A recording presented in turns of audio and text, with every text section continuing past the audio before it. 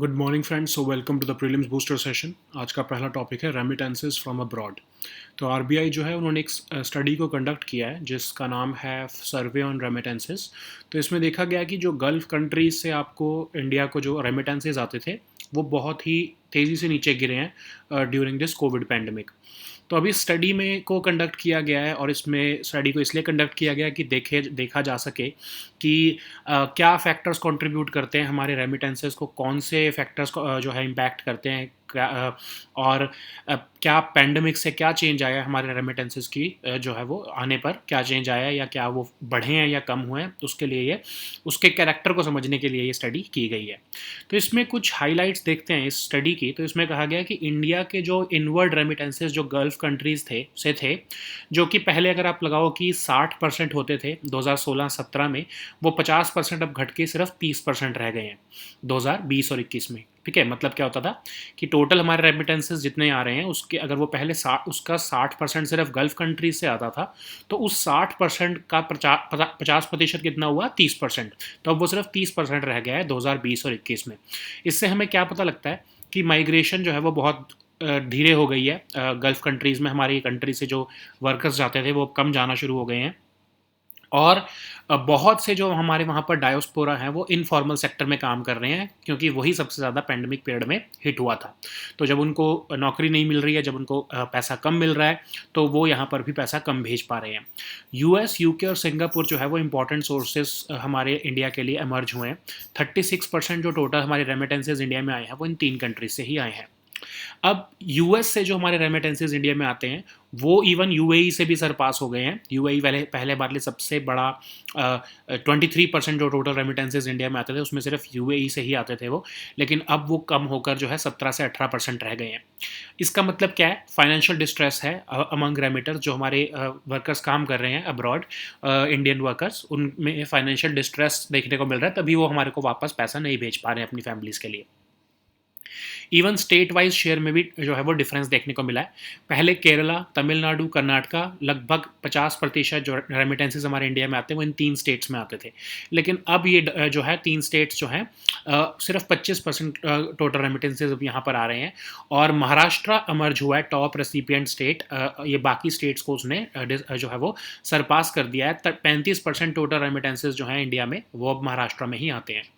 तो अब इसके क्या फैक्टर्स हैं, क्यों ये कम कम हो रहा है, हमारे रेमिटेंसेस क्यों हमको कम देखने को मिल रहे हैं। तो पहला तो आपको बताया कि होस्ट कंट्री डायनामिक्स, मतलब उन जिस कंट्री से पैसा आता था वहाँ पर इकोनॉमिक रिसेशन हो सकता है, या वहाँ पर कुछ इंटरनल उनके प्रॉब्लम्स हो सकती हैं। फिर वेज डिफरेंशियल्स, जो वेजेस हैं वो भी कम हो सकती हैं वहाँ पर। जो हमारे वर्कर्स काम कर रहे हैं तो वो अपना ही खर्चा नहीं निकाल पा रहे हैं, इसलिए वो यहाँ पर पैसा उन्होंने भेजना कम कर दिया है। तीसरा आपका ऑक्यूपेशनल पैटर्न में चेंज आना, मतलब अगर इनफॉर्मल सेक्टर में ज़्यादा हमारे वर्कर्स काम कर रहे होंगे बाहर, तो इनफॉर्मल सेक्टर सबसे ज़्यादा हिट हुआ था पैंडमिक के टाइम पे, तो उसकी वजह से क्या हुआ होगा कि रेमिटेंसेस भी वो कम भेज पाए हैं। ठीक है, और लो वेज सेमी स्किल्ड वर्कर जो हैं बाकी कंट्रीज से भी अब उन कंट्रीज़ में पहुंच चुके हैं, सिर्फ इंडिया पे ही वो डिपेंडेंट नहीं है। तो इवन जो लो स्किल्ड जॉब्स थी वो भी अब इंडियंस को वहाँ पर भी कम्पीट करना पड़ रहा है। तो अब जो है बाकी जो आपकी गल्फ कंट्रीज़ जो हैं वो अब इमिग्रेशन क्लियरेंसेस भी इंडियंस को थोड़ा कम दे रही हैं। रादर इंडियंस को ही नहीं, सबको ही कम दे रही हैं, बिकॉज शार्प इकोनॉमिक कॉन्ट्रैक्शन है, तो उनके पास इतनी एम्प्लॉयमेंट जो है देने का कैपेसिटी नहीं है, इकोनॉमिक कैपेसिटी। तो इसीलिए ये इमिग्रेशन क्लियरेंसेस भी कम इशू हो रहा है। तो अब रेमिटेंसेस क्या होते हैं? ऑफ कोर्स जो इंडिया में पैसा, जो हमारे इंडियन वर्कर्स बाहर जाते हैं तब वो इंडिया में जो पैसा भेजते हैं अपनी फैमिली को, तो हमारे पास उससे फॉरेन एक्सचेंज आता है। तो second major source of external financing है इंडिया के लिए ये रेमिटेंसेस। इससे हाउस होल्ड इनकम और फाइनेंशियल एसेट बिल्डिंग में जो है वो कंट्रीब्यूशन मिलता है। इंडिया जो है बहुत से करंट अकाउंट डेफिसिट के जो क्राइसिस थे, जैसा कि आपका लीमैन ब्रदर्स का जो 2008-7-8 का क्राइसिस था, उसको सिर्फ इन रेमिटेंसेस के ही बलबूते जो है वो क्लियर कर गया था। ठीक है, 4% लगभग जो है जीडीपी का, हमारे 4% जो है वो रेमिटेंसेस हमको 2009 में देखने को मिले थे। और अब ग्लोबल पैंडमिक के टाइम पर ये ग्लोबल रिसेशन जो आया है उसमें हमारे इनवर्ड रेमिटेंसेस जो है वो कम हो गए हैं। तो इंडिया अभी भी जो है जैसे टॉप रेसिपिएंट कंट्री है रेमिटेंसेस की, 12% जो टोटल ग्लोबल रेमिटेंसेस होते हैं वो इंडिया को ही मिलते हैं। 2.75% हमारे जीडीपी में रेमिटेंसेस बाहर से आते हैं, लगभग $87 बिलियन के फाइनेंशियल ईयर 21 में जो हमको रेमिटेंसेस देखने को मिले हैं, जो कि 2020 के मुकाबले 8% ग्रोथ है। ठीक है। सो नेक्स्ट हमारा टॉपिक है डबलिंग ऑफ फार्मर्स इनकम। तो अभी एसबीआई ने एक स्टडी की है, उसमें देखने को मिला है कि जो फार्मर्स की इनकम है कुछ क्रॉप्स में वो एक्चुअल में जो है वो डबल हुई है। अगर हम 2018 के मुकाबले देखें तो 2022 में वो डबल हो गई है इनकम, और बाकी कुछ क्रॉप्स के में जो है बाकी के केसेस में 1.3 से लेके 1.7 टाइम्स जो है उनकी इनकम बढ़ी है। ठीक है। तो एसबीआई का एग्रीकल्चर पोर्टफोलियो जो है उसने एक स्टडी कंडक्ट किया, तो उसके ऊपर ही हमको जो है ये आंकड़े देखने को मिल रहे हैं। तो उस स्टडी में कहा गया कि फार्मर्स की इनकम जो है वो खासकर जो कैश क्रॉप्स में फार्मर्स डील कर रहे हैं उनकी तो इनकम जो है वो डबल ऑलमोस्ट हो ही गई है। इवन जो नॉन फार्म इनकम जो है उनकी वो भी 1.4 से 1.8 टाइम्स जो है उसमें इंक्रीज देखने को मिला है। तो 77th नेशनल सैंपल सर्वे जिसने हमको कहा था कि फार्मर जो है सिर्फ खेती के ऊपर ही डिपेंडेंट नहीं है, अब वो क्रॉप्स से भी डाइवर्स जो है पोर्टफोलियो अपनी इनकम के लिए बना रहा है। हो सकता है कि वो डेयरी प्रोडक्ट्स जो है बेचना शुरू कर दिया हो, या कोई और जो है लेबर इनकम उनके पास आ रही हो, तो किसी ना किसी और तरह से वो इनकम जनरेट कर रहे हैं। अब इसमें फार्म लोन वेवर्स के बारे में बहुत बोला गया है। तो इसमें बोला गया कि फार्म लोन वेवर्स जो है वो एक्चुअली फार्मर्स को हार्म कर रहे हैं, क्योंकि 2014 से देखा गया है कि 3.7 करोड़ जो एलिजिबल फार्मर्स जो कि फार्म लोन वेवर के लिए एलिजिबल थे, उसमें से सिर्फ 50% फार्मर्स को लोन वेवर मिला है मार्च 2022 तक। इसका मतलब क्या है कि ये बहुत सारी स्टेट्स, तेलंगाना, मध्य प्रदेश, झारखंड, पंजाब, कर्नाटका और उत्तर प्रदेश, सबसे वर्स्ट उत्तर प्रदेश में है। सबसे जो है ये फार्म लोन वेवर जो अगर 2022 के हम देखें तो सबसे वर्स्ट यहाँ पर इन स्टेट्स में जो है इम्प्लीमेंटेशन हुई है। तो उसकी वजह से क्या हुआ, लीकेजेस हैं, फार्म लोन वेवर मिला भी नहीं है इन फार्मर्स को, तो उससे क्या है कि फार्मर्स ने सफ़र किया है। और रादर इसका घटिया इम्पैक्ट क्या हुआ है, जो बुरा इम्पैक्ट क्या हुआ है कि क्रेडिट डिसिप्लिन चला गया फार्मर्स से। ठीक है। तो उनको लगता है कि कोई बात नहीं, हम लोन ले लेते हैं और जो है गवर्नमेंट्स तो माफ़ कर ही देंगी बाद में लोन, तो क्रेडिट डिसिप्लिन जो है वो ख़राब हुआ है। उसकी वजह से बैंक्स और फाइनेंशियल इंस्टीट्यूशंस जो है वो आगे और लैंडिंग फार्मर्स को नहीं दे रहे हैं। तो अब इसमें एसबीआई ने जो है ये भी देखा है कि क्यों जो है फार्म लोन वेवर्स जो है वो फार्मर्स को नहीं मिल पाया है। ऑफ कोर्स 3 रीज़न बताए गए हैं कि पहली तो है कि स्टेट गवर्नमेंट ने फार्मर्स के क्लेम को रिजेक्ट कर दिया। दूसरा, स्टेट गवर्नमेंट्स के पास पैसा ही नहीं था कि वो ऐसे फार्म लोन वेवर्स दे सकें। तीसरा, गवर्नमेंट भी चेंज हो गई सब्सिक्वेंट ईयर्स में, तो वो फार्म लोन के प्रॉमिस को नहीं निभा पाई। फिर does it actually reach the intended beneficiary, क्या वो सच में जो है वो इंटेंडेड बेनिफिशियरी को रीच करता है फार्म लोन वेवर? तो टारगेटेड फार्मर्स को जो है ये रीच नहीं कर पा रहा है, और इस रिपोर्ट ने कंसर्न फ्लैग किया है कि इसमें को जो है फार्मर्स को एक्चुअल में कोई हेल्प भी नहीं मिलती है। बहुत से जो अकाउंट्स हैं जो देखा गया है कि फार्म लोन वेवर के लिए जो एलिजिबल अकाउंट हैं, लगभग 80% जो है वो स्टैंडर्ड कैटेगरी में रह गए हैं। तो इससे हमें ये देखने को मिल रहा है कि जो है फार्मर्स जो है उनको ये फार्म लोन वेवर्स उनके लिए कोई खास उनको फ़र्क नहीं देते हैं, रादर उनके लिए लॉन्ग टर्म में नुकसान ही करते हैं। ठीक है। सो नेक्स्ट हमारा टॉपिक है इको सेंसिटिव जोन्स। तो केरला की स्टेट असेंबली ने यूनानिमसली एक रेजोल्यूशन पास किया है against central government, I am sorry, against supreme court की नोटिफिकेशन, और सेंट्रल गवर्नमेंट को उन्होंने अर्ज किया है कि स्टेट जो केरला के ह्यूमन सेटलमेंट, फार्मलैंड्स और पब्लिक इंस्टीट्यूशंस हैं उनको ESZ की जो नोटिफिकेशन है सुप्रीम कोर्ट की, उससे जो है एग्जामेशन दे देनी चाहिए। ठीक है। तो पहले तो हम देखते हैं कि इको सेंसिटिव जोन्स होते क्या हैं। तो आपकी जो नेशनल पार्क्स या वाइल्ड लाइफ सेंचुरीज़ हैं उनके आसपास जो है लगभग मैक्सिमम 10 किलोमीटर तक का एरिया बना दिया जाता है, जहाँ पर कुछ एक्टिविटीज़ परमिटेड होती हैं, कुछ एक्टिविटीज़ बैंड होती हैं। तो ये जानबूझ के बनाया जाता है, एक बफर जोन की तरह बना दिया जाता है, ताकि जो है नेशनल पार्क्स और वाइल्ड लाइफ सेंचुरीज़ को ज़्यादा प्रोटेक्शन मिल सके। और ये नहीं कि उनके दीवार तक जो है उनको जो है अगर आप ह्यूमन सेटलमेंट आप अलाउ कर दोगे, तो उससे क्या होगा कि धीरे धीरे वो नेशनल पार्क और जो वाइल्ड लाइफ सेंचुरी है उसमें आपस में कन्फ्लिक्ट शुरू हो जाएगा। ठीक है। तो अब इसमें ये एक तरह से ये जो इको सेंसिटिव जोन्स होते हैं ये काइंड ऑफ शॉक एब्जॉर्बर का काम करते हैं नेशनल पार्क और ह्यूमन सेटलमेंट के बीच में। जब आप कुछ चीज़ें अलाउ नहीं करोगे तो वो शॉक एब्जॉर्बर का ये जो एरिया है ये काम करेगा। ठीक है। तो इन्वायरमेंट प्रोटेक्शन एक्ट के अंदर ये डिक्लेयर करती है हमारी मिनिस्ट्री ऑफ एनवायरनमेंट, और वाइल्ड लाइफ कंजर्वेशन स्ट्रेटजी में इसको एनविजन किया गया था कि हाँ, हम जो नेशनल पार्क या वाइल्ड लाइफ सेंचुरीज़ के आसपास 10 किलोमीटर तक का एरिया जो है वो इको सेंसिटिव जोन बनाएंगे। तो अब जो है sensitive corridors, connectivity and biologically important patches, इनके आसपास भी जो है ESZ बनाने की बात की गई।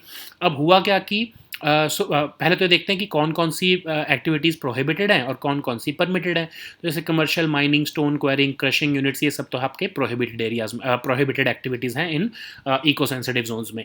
परमिटेड क्या क्या होता है? एग्रीकल्चर, हॉर्टिकल्चर, अब लोकल कम्युनिटी जो कर रही है वो कर सकते हैं। रेन वाटर हार्वेस्टिंग भी परमिटेड है, ऑर्गेनिक फार्मिंग भी परमिटेड है। तो ये सब जो है एक्टिविटीज़ परमिटेड होती हैं। तो ईएसजी हम बनाते ही क्यों हैं? बेसिकली ऑफ कोर्स एक शॉक एब्जॉर्बर बना देते हैं हम प्रोटेक्टेड एरियाज़ के आसपास, ताकि वो एक ट्रांजिशन जोन का काम करें, मैन एनिमल कन्फ्लिक्ट भी कम हो और जो नेशनल पार्क्स और जो वाइल्ड लाइफ सेंचुरीज हैं उनको भी नुकसान कम हो। तो कोर और बफर का जो मॉडल मैनेजमेंट मॉडल है आपके इन्वायरमेंटली इंपॉर्टेंट एरियाज़ के लिए, वो ये ईएसजी उसमें ही काम करता है। ठीक है, तो कोर्ट ने क्या बोला? सुप्रीम कोर्ट ने बोला कि हर protected forest, national park, wild life sanctuary या कोई भी ऐसा नेचुरली इंपॉर्टेंट जो एरिया है, उसके आसपास एक मैंडेटरी इको सेंसिटिव जोन होना चाहिए, मिनिमम 1 किलोमीटर का। 1 किलोमीटर से बढ़ के वो 10 किलोमीटर भी हो सकता है, डिपेंडिंग अपॉन कि कितना बड़ा वो नेशनल पार्क है। ठीक है, ऐसा नहीं है कि वो नेशनल पार्क ही अगर 5 किलोमीटर या 10 किलोमीटर का, उसके आसपास आप 10 किलोमीटर का जो है वो ईएसजी बना दोगे। तो बेसिकली डिपेंडिंग अपॉन कि कितना वो बड़ा नेशनल पार्क या प्रोटेक्टेड फॉरेस्ट है, उसके हिसाब से वहाँ पर आसपास उसके ये ईएसजी बनाने के लिए बात की गई है। ठीक है, तो इसमें ऑब्जेक्शन क्या है केरला को? केरला कह रहा है कि केरला के में 30% जो है वो फॉरेस्टेड लैंड है, उसमें वेस्टर्न घाट्स जो है वो 48% स्टेट को ऑक्यूपाई करते हैं, बहुत सारी लेक्स हैं, कनाल हैं, वेटलैंड है और 590 किलोमीटर लॉन्ग कोस्ट लाइन है। अगर हम सबके पास ईएसजी बना देंगे तो जो 3.5 करोड़ पॉपुलेशन है उनके पास फिर सेटल होने के लिए जगह ही नहीं बचेगी। तो एक तरह से ऑलरेडी वहाँ पर जो है पॉपुलेशन डेंसिटी बहुत ज़्यादा है, 900 पर्सन्स पर स्क्वायर किलोमीटर है, जो कि नेशनल एवरेज से भी बहुत ज़्यादा है। तो डेमोग्राफिक प्रेशर आ जाएगा और अवेलेबल लैंड के ऊपर बहुत ज़्यादा प्रेशर आ जाएगा स्टेट के अंदर, और इकोनॉमिक एक्टिविटी हैम्पर हो जाएगी। ठीक है, तो ये केरला की प्रॉब्लम है, जिसके लिए उन्होंने बोला है सेंट्रल गवर्नमेंट को कि आप जो सुप्रीम कोर्ट का जो ऑर्डर है उसको किसी तरह से अमेंड करो। ठीक है, सो नेक्स्ट हमारा टॉपिक है मार्बर्ग वायरस। तो पहले 2 केसेस ऑफ मार्बर्ग वायरस हमको देखने को मिले हैं घाना में। ये एक एबोला लाइक डिजीज़ होती है। मार्बर्ग वायरस क्या होता है? इसको मार्बर्ग हेमोरेजिक फीवर भी कहते हैं। ये एक फीलो वायरस है जो कि एबोला के साथ थोड़ा सा क्लिनिकली सिमिलर होता है। अब ये फ्रूट बैट जो होते हैं वो नेचुरल होस्ट होते हैं मार्बर्ग वायरस के, और अफ्रीकन ग्रीन मंकीज़ जो कि युगांडा से इंपोर्ट किए गए थे, वो first source of human infection रहे हैं मार्बर्ग वायरस के। सबसे पहली बार इसको 1967 में देखा गया था, जब ये मार्बर्ग और फ्रैंकफर्ट जर्मनी में और बेलग्रेड सर्बिया में इसके आउटब्रेक्स देखने को मिले थे। तब से इसका नाम जो है वो मार्बर्ग वायरस बन गया है। अब इसका फेटेलिटी रेट बहुत हाई है, 50% लोग लगभग इससे मर जाते हैं। और लेकिन कुछ जो हैं इसके ऐसे स्ट्रेन्स भी हैं जो कि जिसमें सिर्फ 24% जो है वो फेटेलिटी रेट है, लेकिन कुछ ऐसे भी स्ट्रेन हैं जिसमें 88% जो है वो फेटेलिटी रेट देखने को मिला है। अब इसमें सिम्टम्स क्या होते हैं? वही सिम्टम्स होते हैं जैसे जो आपके वायरल जो है डिजीज़ में होते हैं, हाई फीवर, मसल एक, हेड एक, फिर जो है कुछ टाइम बाद जो है एब्डोमिनल पेन शुरू होगी, वॉमिटिंग, लेकिन 5 से 7 दिन बाद ब्लीडिंग शुरू होती है, नोज से, गम से, और ब्लड जो है वॉमिट और फीसिस में निकलने लगता है। तो वो एक जो है बहुत ही खतरनाक स्टेज पे पहुंच जाता है जब ऐसा ब्लीडिंग होनी शुरू हो जाए। तो इसको कैसे डायग्नोस करते हैं, कैसे ट्रीट करते हैं? तो एक्चुअली क्या होता है कि एमवीडी जो है उसको बाकी डिसीजेस से डिफरेंट हमको पता सिर्फ तभी लग सकता है अगर हम क्लिनिकल टेस्ट करें। वैसे इसके सिम्टम्स वो बाकी डिसीजेज मलेरिया, टाइफाइड जैसे ही होते हैं, तो इसलिए लोगों को पता ही नहीं लगता है कि उनको एमवीडी हुआ था। तो जब तक लैब टेस्टिंग ना हो सैंपल्स की, तब तक पता नहीं लग पाता है कि एमवीडी हुआ है। तो इसके लिए कोई एंटीवायरल ट्रीटमेंट भी जो है वो अभी तक बनाई नहीं गई है, कोई वैक्सीन भी नहीं है। तो इसलिए क्या करते हैं, सिर्फ रिहाइड्रेशन करते हैं, ओरल या इंट्रावेनस फ्लूइड्स देते हैं, और कुछ स्पेसिफिक सिम्टम्स जो हैं जो कुछ स्पेसिफिक सिम्टम्स को रोकने की कोशिश की जाती है। ठीक है, सो नेक्स्ट हमारा टॉपिक है सिंधु ध्वज। तो नेवी के kilo class submarine INS Sindhu ध्वज जो है वो डीकमीशन कर दी गई है सर्विस से after at Visakhapatnam after 35 years of service. तो ये सिंधु ध्वज बहुत इंपॉर्टेंट है क्योंकि इसमें बहुत सी फर्स्ट चीज़ें देखने को मिली है। जैसे पहली बार हमने इसमें इंडिजनाइज्ड सोनार उशूस लगाया था। Indigenise satellite communication system Rukmani और एमएसएस भी इसमें जो है सबसे पहली बार इसी सिंधु ध्वज में लगाए गए थे। इनर्शियल नेविगेशन सिस्टम और indigenise torpedo fire control system भी इसमें ही पहली बार लगाया गया था। तो जून 1987 में इसको कमीशन किया गया था, इसको रशिया से एक्वायर किया गया था, और इसको अब जो है 35 साल बाद डीकमीशन किया जा रहा है। नेक्स्ट हमारा टॉपिक है काला अजहर। तो 11 डिस्ट्रिक्ट्स हैं बंगाल के, वहाँ पर 65 केसेस ऑफ ब्लैक फीवर या फिर काला अजहर डिजीज़ देखने को मिले हैं। तो काला अजहर क्या है? एक ट्रॉपिकल डिजीज़ है जिसमें इरेगुलर फीवर होता है, वेट लॉस होता है, एनीमिया होता है, स्वेलिंग ऑफ स्प्लीन और लिवर हो सकता है, और ये एक प्रोटोजोअन लेशमीनिया पैरासाइट से होता है, और ये एक इन्फेक्टेड फीमेल सैंड फ्लाई से जो है वो ह्यूमंस में ट्रांसमिट होता है। हर साल लगभग 7 से 10 लाख केसेस आते हैं, और 2/3 ऑफ केसेस जो ग्लोबल केसेस हैं वो इंडिया में ही आते हैं, और ये डिसीज़ जनरली बिहार, झारखंड, उत्तर प्रदेश और वेस्ट बंगाल में सीमित है। ठीक है, so now let us see all these topics in English. So the first topic is remittances from abroad. So as per an RBI article which has been conducted by the 5th round of survey on remittances, the share of inward remittances from Gulf nations to India has dipped sharply during the pandemic period because of the severe economic stress which has been created by this disease. So this survey was conducted to analyze the factors behind the resilience of remittances and to understand as to what extent the pandemic has changed these remittances flow. So what are the highlights of this study? So this study is saying that India's inward remittances from Gulf countries has declined from almost 60% in 2016-17 to about 30% in 2020-21. So there has been almost a 50% decline in inward remittances from Gulf countries, and it also means that there is a slow pace of migration into these countries now. Also, the existing diaspora in these countries is involved in informal sector, which was of course mostly hit during the pandemic period. So now US, UK and Singapore have emerged as important sources, and 36% of the total remittances are coming from these three countries only. So US has also surpassed UAE, which was earlier the highest remitting source for India. So signs of financial distress are visible now. So even in, if we see at the state-wise share, so Kerala, Tamil Nadu and Karnataka were the traditionally highest remittance recipient states, but now these states have been replaced by Maharashtra, which now caters to almost 35% of total remittances to India. So what are the factors behind this shift? So first, of course, is the host country dynamics. So there must be some issues, economic stress. During the pandemic period, crude oil prices were also very low. So these Gulf countries were suffering due to economic stress. Even the wage differentials were there. So because there was economic stress, so the wage was not increased. People were not having any jobs, and inflation was there. So with the workers there, they could not manage themselves. So forget sending money to India. Okay. Occupational patterns have also changed in these countries. So white collar migrant workers are not shifting to GCC region, and the informal workers, they are already suffering. So that's why there is a shift in remittances to India. Even the low wage semi-skilled workers who are working in these countries, they have to compete with others, with the workers who are coming from other Asian countries and like Bangladesh or even Philippines. So post COVID, there has also been a sharp decline in immigration clearances issued by these countries because they were suffering from economic recession. So what is remittances? So you know that it is the second major source of external financing for foreign countries like India, and it has a positive impact on household income, and it also leads to financial asset building in India. So it helps countries like India to live with the current account deficit, and in 2009 the remittances in India peaked at 4% of our GDP. So global recession has triggered some serious concerns because the flow of inward remittances to India decreased during that period. But in 2021, it increased once again with a growth of 8% if we compare it with 2020, of course. And India remains the top recipient country of remittances with about 12% of total global remittances coming to India only. So the next topic is doubling of farmers' income. So SBI has conducted a study, and it has shown that farmers' income in specific crops have actually doubled during this 2000 by this period of 2021 and 22 for certain crops, and in all other cases it has risen between 1.3 to 1.7 times. Okay, so the farmer distress situation is there, but their income has also increased. Of course, it should be commensurate with the level of inflation, but it is not. It would not be fair to say that farmers' income are not increasing. So, SBI has conducted this study, and it has said that farmers are also diversifying their sources of income, and it is, of course, substantiating the fact which was covered by the 77th National Sample Survey, which said that the source of farmer income has been increasingly diverse, has become increasingly diverse, and the farmers are involved in allied and non-farm income also.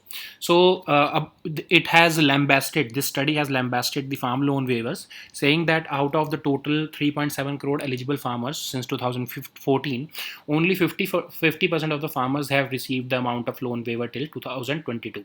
So the poorest implementation of farm loan waiver schemes has been done in these states mentioned here, and farm loan waivers by states have rather failed to bring any respite to the farmers.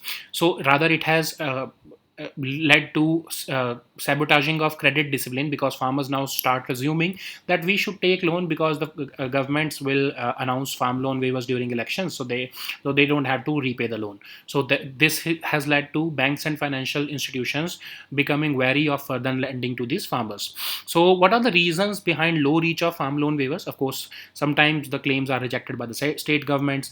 Sometimes the state governments have low fiscal space, like currently we have this problem in the state of Punjab. The change in governments also lead to reneging of these promises of farm waivers. So basically, the benefits are not reaching the targeted farmers, and rather their interests are not being served by these farm loan waivers. Rather, it is hampering their interest in the long, if we see it in the long term. So the next topic is eco-sensitive zones. So Kerala State Assembly has passed a unanimous resolution asking the central government to exempt the Kerala's states, human settlements, farmlands, and public institutions from the scope of ecologically sensitive zones, which has been mandated by the Supreme Court directive. So before understanding this situation, we already discussed about the Supreme Court ruling. I think it was done last month. We already discussed about it also. So before understanding this, we have to discuss what is eco-sensitive zones. So these are fragile areas. These are the shock absorbing or transition zones which exist around 10 kilometers of the protected areas, like national parks and wildlife sanctuaries. So 10 kilometers is the maximum limit which is valid for this eco-sensitive zones. It could be as small as 1 kilometer also. Okay, so it depends upon how big is the national park or the wildlife sanctuary or the environmentally protected area. So based upon that only, the length of this protected area is announced. So it is announced by the Ministry of Environment under the Environment Protection Act of 1986. So during the wildlife conservation strategy of 2002, it was envisioned that we should have a transition zone in the form of eco-sensitive zones in sensitive corridors, connectivity and biologically important patches. So this is not the length of a eco-sensitive zone is not consistent. It varies from place to place. So certain activities are prohibited here, like commercial mining, stone quarrying, crushing units, etc. But certain activities are also permitted in these transition zones, like on agriculture and horticulture practices by local communities, rainwater harvesting, organic farming, etc. So what is the significance? Of course, it acts as the shock absorber to the protected areas. It is a transition zone, so that we can make a transition zone between a protected area and the human settlement, so that we can minimize the man-animal conflict. Okay, so Supreme Court, I think last month it was in news. So Supreme Court mandated that every protected forest, national park, and wildlife sanctuary across the country should have a mandatory eco-sensitive zone of at least 1 kilometer. So this has been the ruling of Supreme Court, and now Kerala is saying that nearly 30% of our state has forest land, and the 48% of our state is occupied by Western Ghats, and we have a network of lakes, canals, and wetlands, and also we have a 590-kilometer long coastline. If we start making these eco-sensitive zones in all these areas, then it would leave very little space for our 3.45 crore population. So it would also increase the demographic pressure on the available land, which is already having high pressure, because the average population density in Kerala is higher than the national average. So that's why they are requesting the central government to exempt Kerala from implementing this Supreme Court directive. So the next topic is Marburg virus. So first two cases of Marburg virus has been witnessed in Ghana. So it's a Ebola-like disease because it is also caused by a filovirus that is of course that also causes Ebola. And Rosetus fruit bats are considered as the natural host of Marburg virus. So African green monkeys, which were imported from Uganda, were the original source of first human interaction with this virus, and it was first detected in 1967 in Marburg and Frankfurt, that is in Germany, and later on it was also detected in Belgrade, that is in Serbia.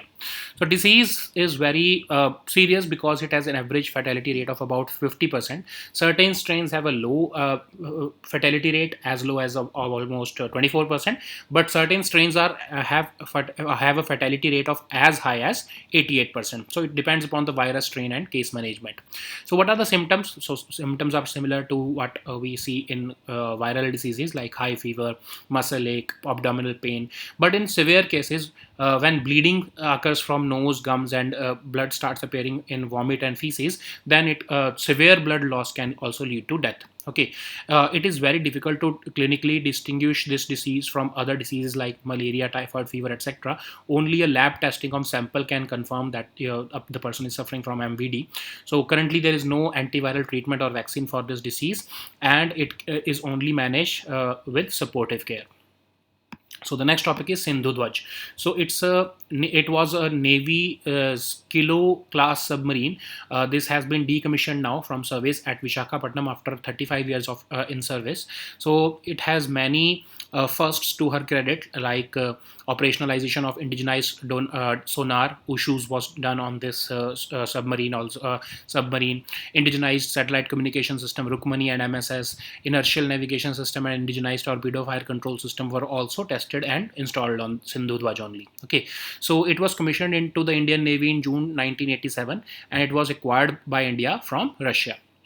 So the next topic is Kala Azar. So 11 districts of Bengal have reported 65 cases of black fever or Kala Azar disease. So it's a tropical disease which is characterized by irregular fever, weight loss, anemia, and swelling of spleen and liver. And it is caused by protozoan Leishmania parasite, which is transmitted to humans from the bite of an infected female sandfly.